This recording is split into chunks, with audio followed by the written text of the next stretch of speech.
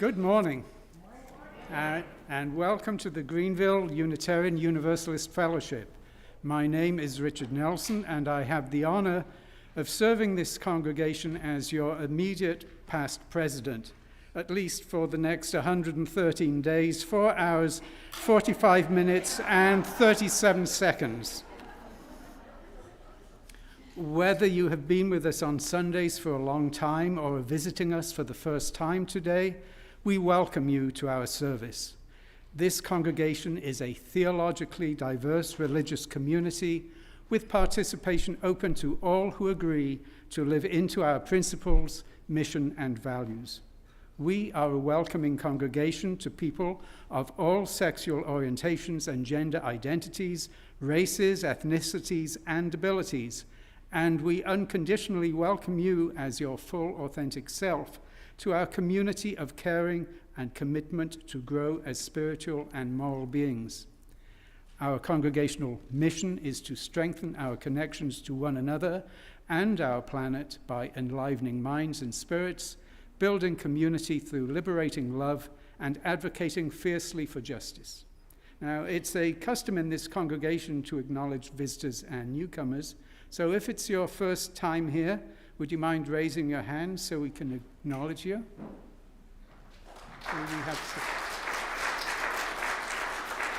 Welcome. Okay, thanks so much for joining us this morning. And all invited to join us for coffee after the service. New and newer folks are invited to grab a green mug just like this, not this one, located just inside the door of the fellowship hall, so we can easily spot you and speak to you during our coffee hour. And you don't have to drink coffee, you can just carry an empty mug. You're also welcome to fill out one of the green cards that can be found in the back of the pew in front of you, so that we can keep in touch with you. Simply drop the card in the offering basket or in the box at the welcome table in the foyer. Please know that whatever your religious history, whatever your personal theology, all people of goodwill are welcome here. Your presence makes us better. Your presence makes us whole. Now, I have one announcement. Heathen Hearth, formerly called Earth Spirit, will be celebrating Oscar Spring Equinox, a fire circle led by Todd Firehawk Couillard and Joni Weaving River Leconte next Sunday, the 17th, after the service at 1 p.m. Everyone is welcome. Listen for the drums and follow us out to the fire circle. That's next week. Our service will now begin.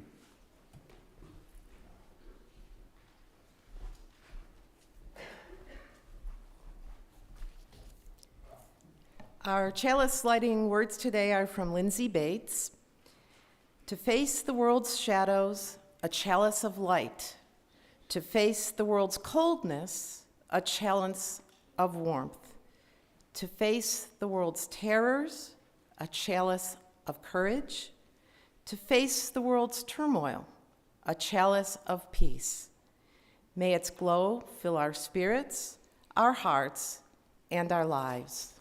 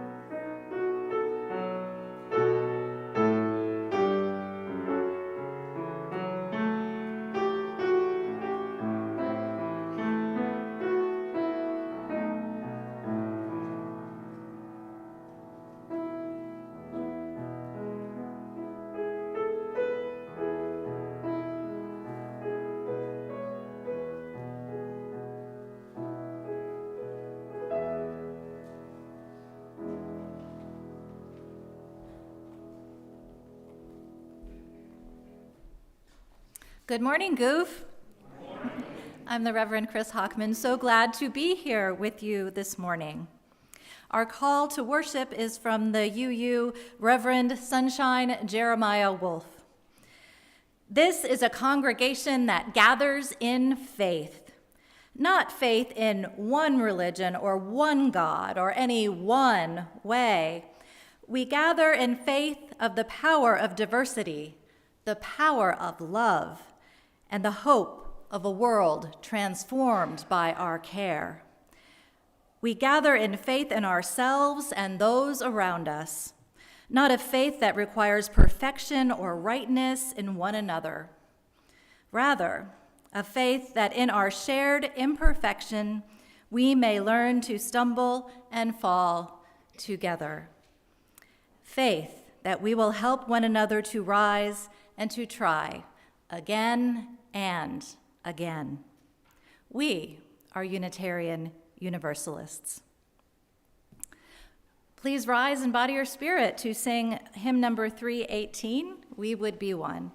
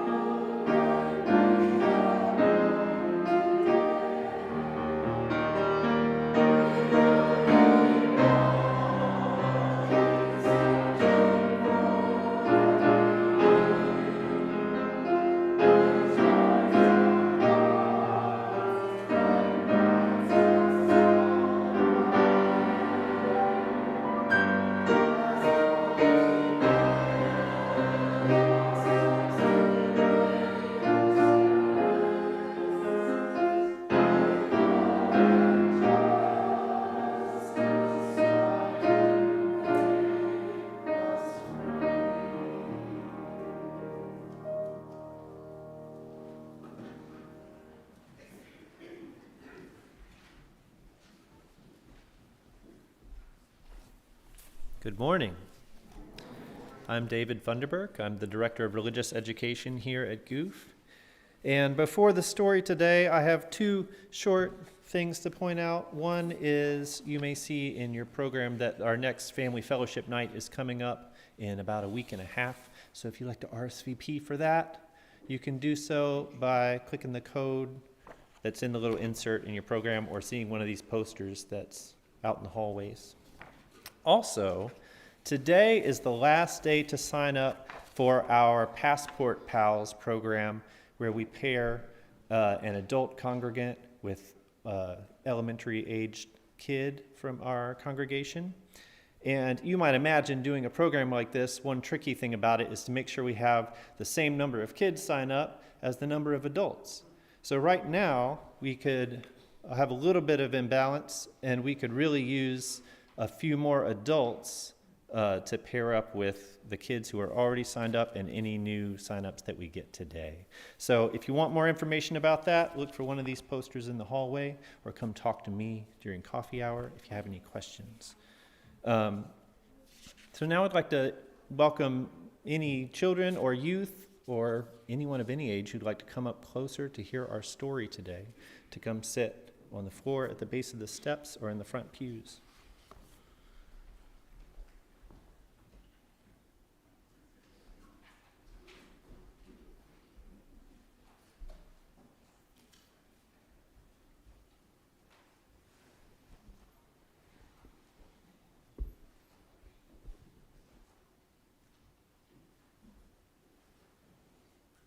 Our story today is Old Turtle. Now, this is one of my favorite books. It's a classic, so I'm happy to share it with you today. This story, Old Turtle, is by Douglas Wood and has wonderful watercolors by Chang Ki-chi.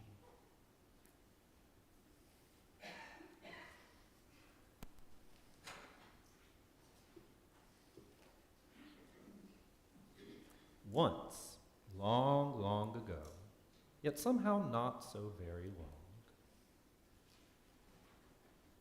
when all the animals and rocks and winds and waters and trees and birds and fish and all the beings of the world could speak and understand one another, there began an argument.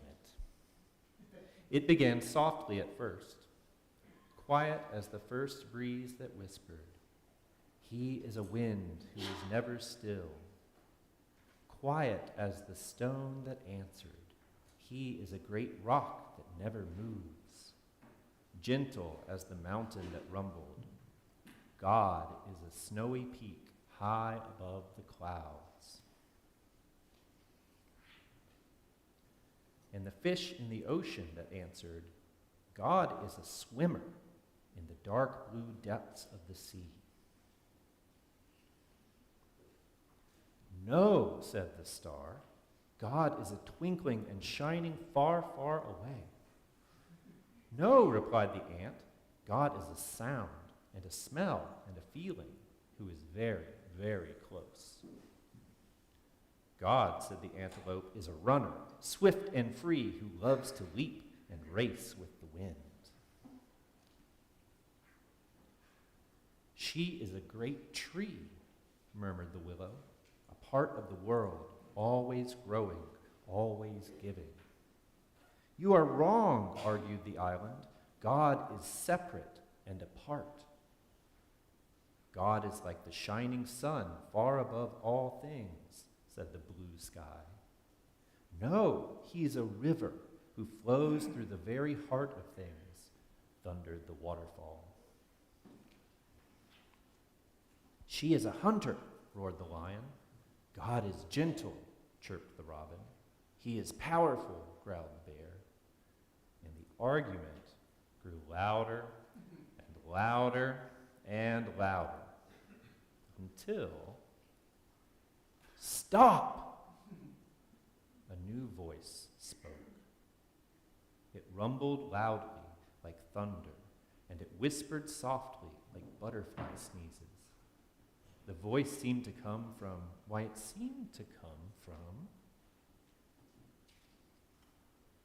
Old Turtle. Now, Old Turtle hardly ever said anything, and certainly never argued about things like God. But now Old Turtle began to speak. "God is indeed deep," she said to the fish in the sea, "and much higher than high," she told the mountains. "He is swift and free as the wind, and still as solid as a great rock," she said to the breezes and the stones. "She is the life of the world," Turtle said to the willow, "always close by, yet beyond the farthest twinkling light," she told the ant and the star. "God is gentle and powerful, above all things and within all things. God is all that we dream of and all that we seek," said Old Turtle. "All that we come from and all that we can find. God is." Old Turtle had never said so much before. All the beings of the world were surprised and became very quiet. But Old Turtle had one more thing to say. There will soon be a new family of beings in the world, she said, and they will be strange and wonderful. They will be reminders of all that God is. They will come in many colors and shapes, with different faces and different ways of speaking. Their thoughts will soar to the stars, but their feet will walk the earth. They will possess many powers. They will be strong yet tender, a message of love from God to the earth, and a prayer from the earth back to God. And the people came.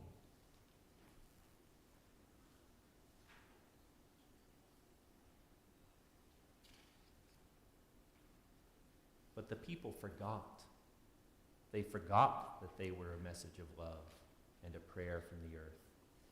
And they began to argue about who knew God and who did not, and where God was and was not, and whether God was and was not. And often the people misused their powers and hurt one another or killed one another. And they hurt the earth until finally even the forests began to die. And the rivers and the oceans and the plants and the animals and the earth itself, because the people could not remember who they were or where God was.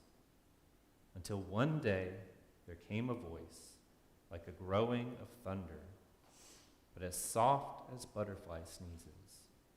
Please stop. The voice seemed to come from the mountain who rumbled. Sometimes I see God swimming in the dark blue depths of the sea, and from the ocean who sighed. He is often among the snow-capped peaks reflecting the sun. From the stone who said, I sometimes feel her breath as she blows by. And from the breeze who whispered, I feel his still presence as I dance among the rocks. And the star said, God is very close. And the island said, his love touches everything. And after a long, lonesome, and scary time, the people listened and began to hear and see God in one another and in the beauty of all the earth.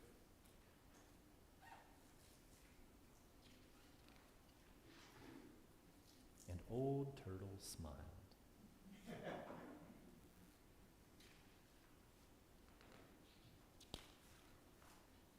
And so did God.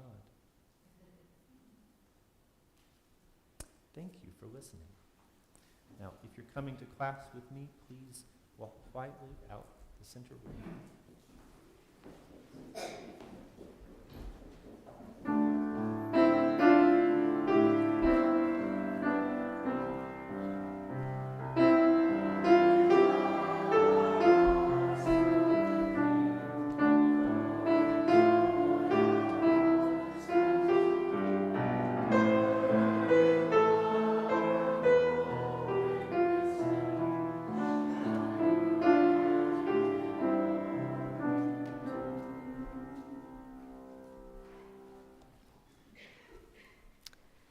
The purpose of the church is to encourage all who gather there to grow more generous in spirit and in action.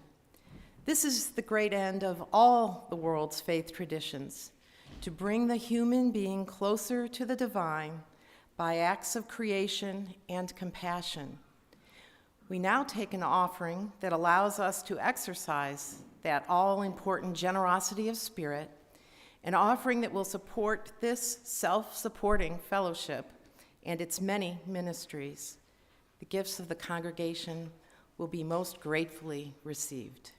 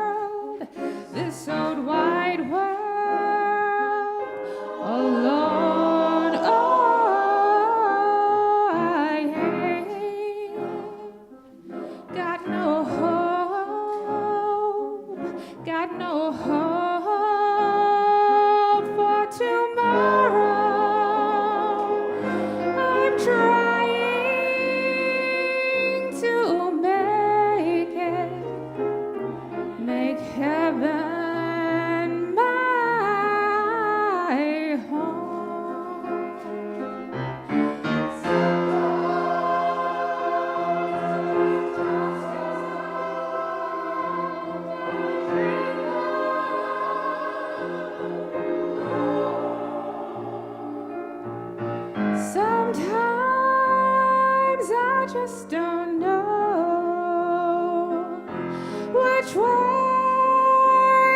to turn. Oh, I heard of a city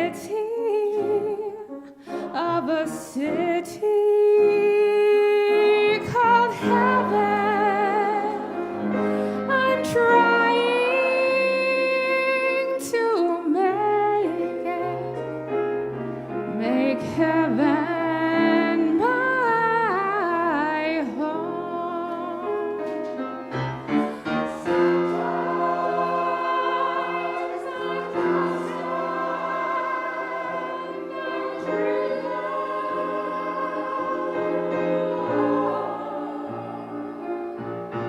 Sometimes I just don't know which way to turn. I heard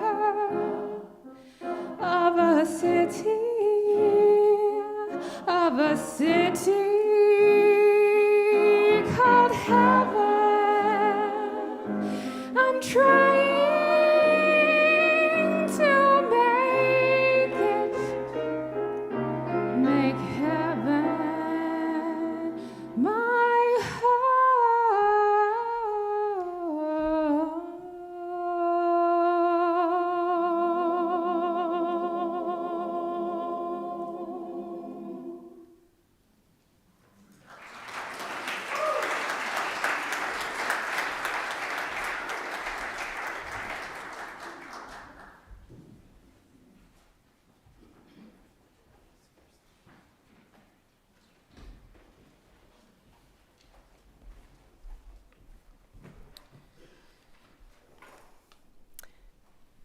It is our custom in this fellowship to share the joys and the sorrows that shape our lives, honoring each one with the lighting of a candle. We recognize that life is not always easy, and that we all have moments of celebration and struggle. We believe that by sharing these experiences with one another, we can celebrate with, support, and uplift each other as we navigate the significant events of our lives. From Adriana Brooks, I usually just watch online, but I just want to say that I am so happy to start in a covenant group. I look forward to the community of beautiful souls that I get to grow through life with. Thank you for welcoming me. And this one from Mary D. Harper. Thanks to Dionisio and Kristen Camacho for a fabulous concert yesterday afternoon. As Ron Mattern said, their level of excellence deserved an audience of 1,000. If you missed it or must see it again, they will be performing the same program at Siegel Museum on March 21st on a piano, one played by Chopin himself. That's from Mary D. Harper. And from Laura Christenberry, a candle of joy for my brother-in-law, Bob. He won 3rd out of 22 entries in a chili cook-off. What makes this special is he still doesn't have the ability to taste or eat. Just wait, when he can again, it will be a first place. And finally, an anonymous note of sadness as a friend called last night that his mother passed away.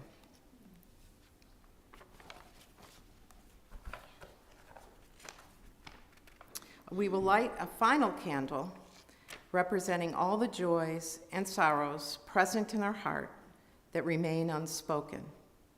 And we will now observe a brief moment of silence before the words for meditation.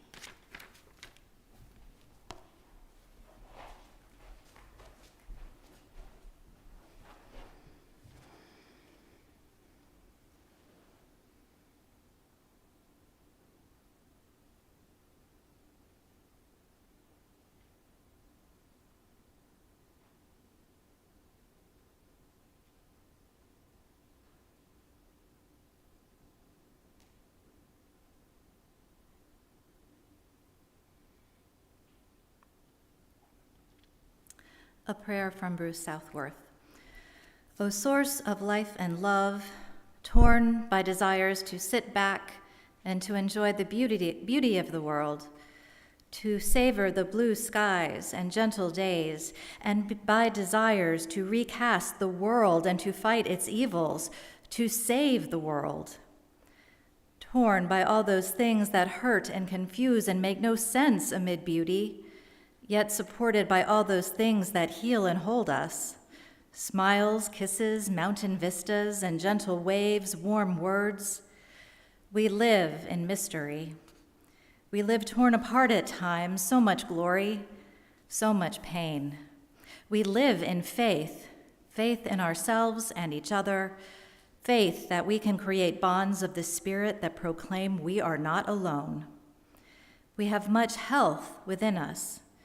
We can live through the heartache to new life. So, for the grace of the world and all the tumble too, this day we give thanks. Amen.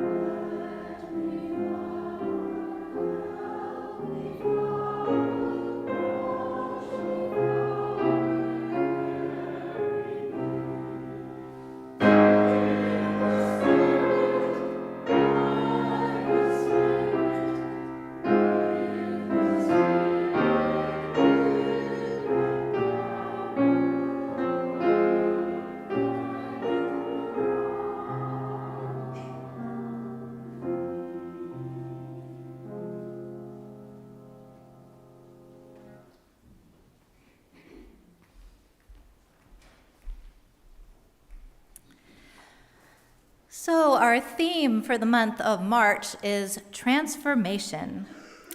And transformation is one of the petals that represents our UU values in the proposed new Article 2, which is a fresh restating of our UU principles. Now, the value of transformation is explained in two parts of the text that goes with this diagram. The first is at the very beginning. It says, the purpose of the Unitarian Universalist Association is to actively engage its members in the transformation of the world through liberating love. Transformation of the world. No easy task. Then, in the Values and Covenants section of this document, where the petals are each addressed directly, it says, under transformation, we adapt to a changing world. We covenant to collectively transform and grow spiritually and ethically.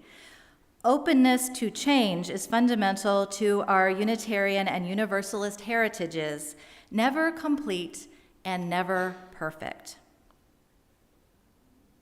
So just in those words, which weren't that many, we can examine transformation on several different levels.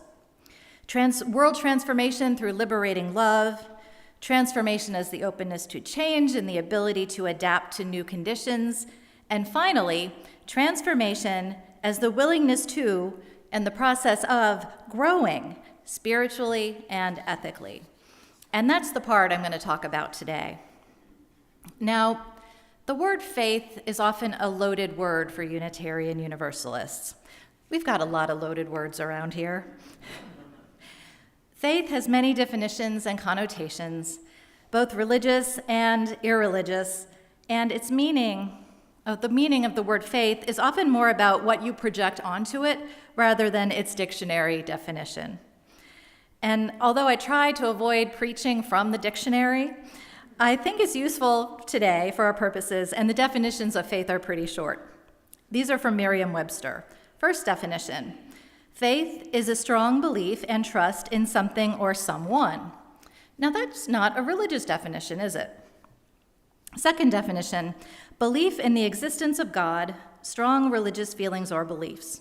Okay, that one's religious, but not, regarding a particular religion. Then number 3, faith is a system of religious beliefs. A system of religious beliefs. So here we can talk about Christian, Jewish, and Muslim faiths, and throw in Unitarian Universalism as well. We call Unitarian Universalism our religion. We call it our faith. We call it our faith tradition. Now, the American Buddhist teacher Sharon Salzberg, she wrote this great article called "How Do We Develop Faith?"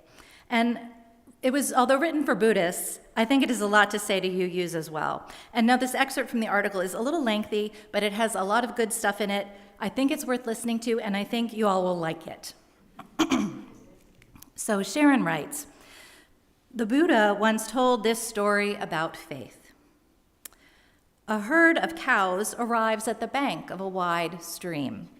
The mature cows see the stream and simply wade across it. The Buddha likened these cows to fully enlightened beings who have crossed the stream of ignorance and suffering. The younger cows, less mature in their wisdom, stumble apprehensively around the shore, but eventually they go forward and cross the stream. Last come the calves, trembling with fear, some just learning how to stand. But these vulnerable, tender calves also get to the other side. They cross the stream simply by following the lowing of their mothers' voices. The calves trust their mothers and, anticipating the safety of reunion, follow their voices and cross the stream. That," the Buddha said, "is the power of faith." Now, Sharon Salzberg continues, "Bright faith, the faith of the calves, with its exhilarating sense of discovery, makes for a wonderful beginning to a spiritual journey. But it can make for a faltering middle if it's all we have to count on, and for a bad end if we are unwilling to go deeper." She continues, "At my first meditation retreat, I was like a newborn calf in my bright faith, and the Buddha's voice, full of love, promised to lead me home. The voice of the Dharma, the path, was showing me how to get there step by step. The voice of the Sangha, the gathered community, was reminding me that I wasn't traveling alone. Bright faith is necessary but not sufficient. Eventually, that blaze of glorious feeling must be grounded and refined through some very hard work. Intoxicated by the vision of possibility laid before us by bright faith, we can shallowly chase one dream after another, forgetting the steadfast effort needed to make any dream come true. In my own case, I had a strong tendency to place my faith in authority figures, in teachers I found fascinating and admirable, rather than working to develop faith in my own strengths through practice. In the glow of bright faith, I believed whatever they said without question. But bright faith does not last. Like a crush on our 4th grade teacher, bright faith is meant to be a prelude to a more mature regard, in which love for the other is balanced by our own self-respect. For our faith to mature, we need to weigh what others tell us against our own experience of the truth. We need to honor ourselves enough to rely on our own experience more than the experience of others. In Buddhism, the process of examining a teaching in a critical and discriminating way is called verifying faith. This is a crucial process of verifying or validating through our own experience what we previously have only heard of or seen outside ourselves. When faith means complying with someone else's dictates, one either has blind faith or is considered to have no faith at all. This was reinforced for me many years after my initial sojourn in India, when I was leading a weekend workshop on the topic of faith in Buddhism. After opening with some of the classical definitions of faith in Buddhism, to draw near, to place the heart upon, to set forth, I asked if anyone had any questions. Everyone just sat there with no response. As the morning went on, I detected a growing sense of unease as the group continued to meet my comments and invitations to speak with an almost stony silence. When we reconvened after lunch, a man sitting in the front row of the platform suddenly burst out with, "I came to Buddhism to get away from all that stuff." Little you, isn't it? Then, more calmly, he went on, "For some of us who got faith pounded into our heads when we were young, it brings up a lot of misgivings." With that, the group came alive, and person after person expressed their painful associations with the concept of faith. Many felt they had been forced to believe something that couldn't be proven, and they had been discouraged from asking questions. One woman told the group, "The authorities within my religion were very annoyed when I asked, 'How do you know?' They would just say, 'Have faith,' and I never could. Pretty soon I didn't have any faith at all." For a number of people in that workshop, lack of faith in their childhood had meant having questions, being uncertain, or maybe even delighting in certain aspects of their religion, well, not in others. Essentially, what they had been denied in their experience was the sense that they had the right to discover the truth for themselves. They didn't lack faith, they lacked the opportunity to verify their faith by examining their beliefs. To deepen our faith, we have to be able to try things out, to wonder, to doubt. In fact, faith is strengthened by doubt when doubt is a sincere, critical questioning combined with deep trust in our own right and ability to discern the truth. In Buddhism, this kind of questioning is known as skillful doubt. Now, unlike skillful doubt, which brings us closer to exploring the truth, unskillful doubt pulls us further away. A story from the Buddha's life illustrates the consequences of unskillful doubt. After his enlightenment, the Buddha arose from his place under the Bodhi tree and set out walking along the road. The first person he encountered was struck by the radiance of his face and the power of his presence.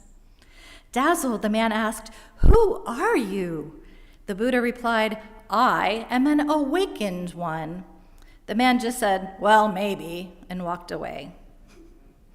Had he shown curiosity, then taken the time to follow up his doubt by asking questions, he might have discovered something profoundly transforming. That's a real missed opportunity there, I think. This kind of walk-away doubt manifests as cynicism. Cynicism is actually a self-protective mechanism. A cynical stance allows us to feel smart and unthreatened without really being involved. We can look sophisticated and we can remain safe, aloof, and at a distance. The cynic not only doubts, however, but also refuses to investigate the object of that doubt. Rather than engaging with a person or a problem, the cynic says, "What does that have to do with me?" Like the man who met the Buddha and walked away, the cynic says, "Prove it," without bothering to stick around to question, to see what proof might be forthcoming. For faith to be alive and to deepen, we need to use our power to inquire, to wonder, to explore a truth intensely for ourselves. This requires us to approach the practice with an inquisitive, eager, self-confident capacity to probe and question. It requires us to examine where we place our faith and why, to see if it makes us more aware and loving people. To develop a verified faith, we need to open to the messiness, the discordance, and ambivalence, and above all, the vital force of questioning. If we don't, our faith can wither.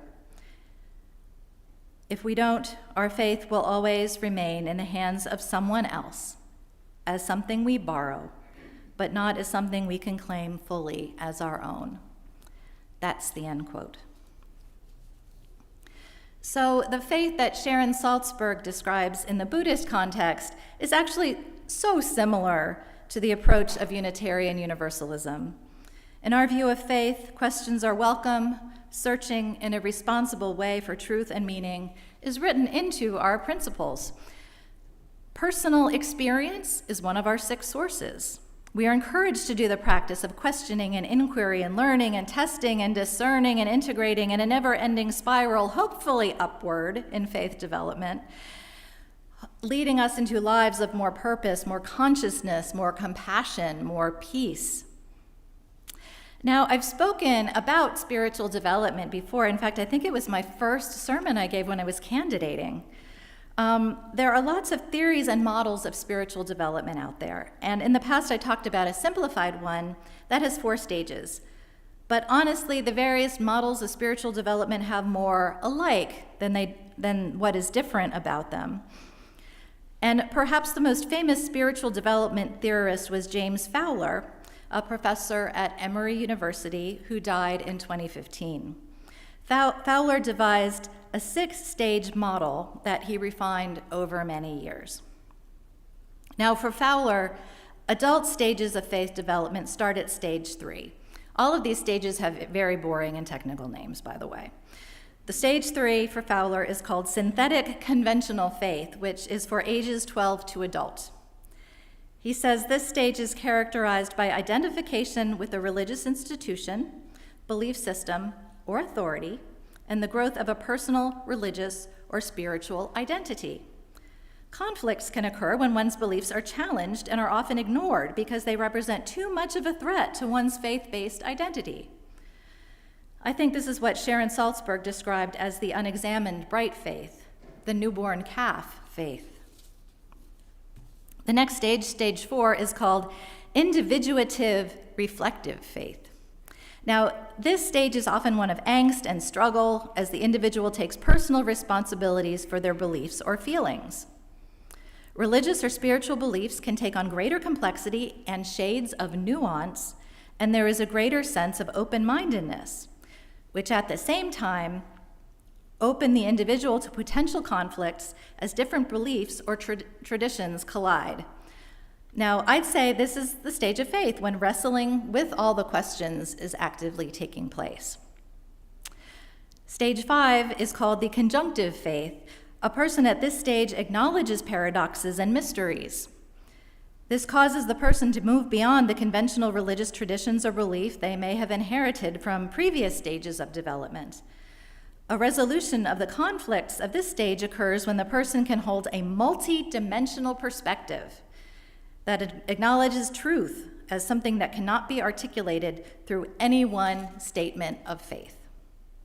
Now, I would say this is the stage when some folks decide to check out the UU Church, because we welcome this multidimensional perspective, not insisting on one singular or particular religious truth. So the 6th and the final stage is called Universalizing Faith, and it is also known as enlightenment, perhaps. Now, this stage is only rarely achieved. Within this stage, a person is not hemmed in by differences in religious or spiritual beliefs among people in the world, but regards all beings as worthy of compassion and deep understanding. In this stage, individuals walk the talk of the great religious traditions. Mother Teresa, Gandhi, Buddha, and Jesus are all given as examples of those rare people who reached stage 6. Yet, even if it's not realistic to expect any of us will ever get to stage 6, I don't think I'm going to get there. In our lifetimes, I don't think there's any harm in, striving for it, right? Getting as close as we possibly can. So today, I hope if the word faith has been difficult for you, you may have gained a wider perspective on its meaning, and that there is no need to fear the idea of faith development or spiritual development, especially in the context of the faith stages I described and in our particular UU context. Life is about struggle, it's about joy, It's about meaning making, finding purpose. It's about celebrating and living into our highest values. And it is so much better when we do it together because we are all connected. That is faith development, and it's a transformational process. When practiced intentionally, it is a journey into a deeper, more joyful, and more peaceful experience of life. And this congregation is a safe place to share the journey, no matter what your particular transformational path looks like. May it be so, and blessed be.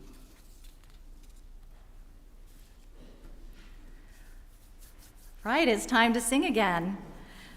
Please rise in body or spirit for hymn 1018 in the Teal hymnal, Come and Go With Me.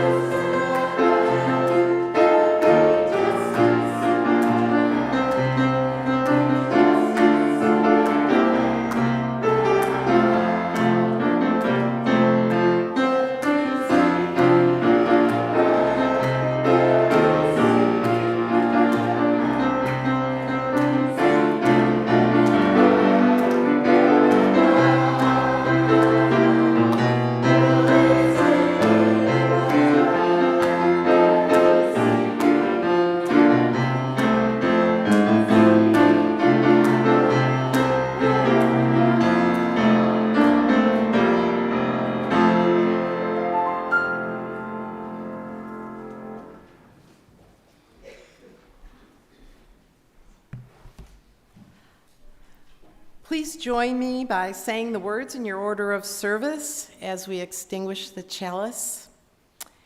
We extinguish this flame, but not the light of truth, the warmth of community, or the fire of commitment.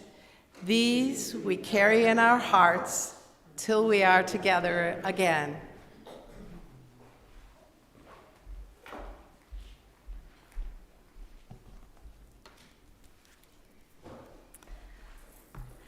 Our brief closing words are from Jim Wickman. May our faith sustain us. May our hope inspire us, and our love surround us as we go our separate ways, knowing that we will gather again in this beloved community. Amen. Dear ones, go in peace, return in love, and blessed be.